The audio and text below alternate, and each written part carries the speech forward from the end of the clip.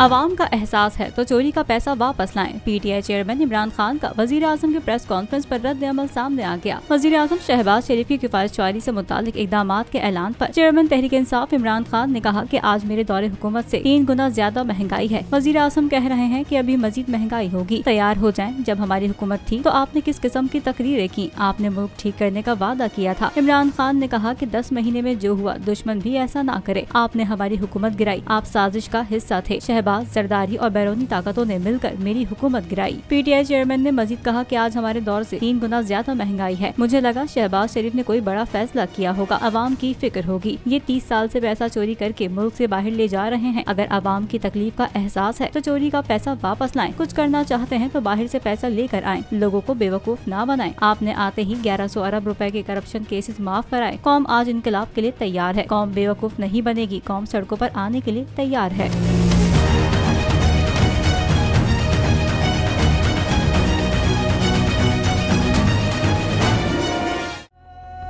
फसीले शहर से बाहर बुला के मारा गया, सभी के सामने इबरत बना के मारा गया। मुझे न देख सका कोई सच के रास्ते पे, हसद के दश्त में सूली चढ़ा के मारा गया। बोल नेटवर्क सलाम पेश करता है उस अजीम हीरो को जो आज हम में मौजूद नहीं, लेकिन उसकी याद आज भी हमारे दिलों में जिंदा है।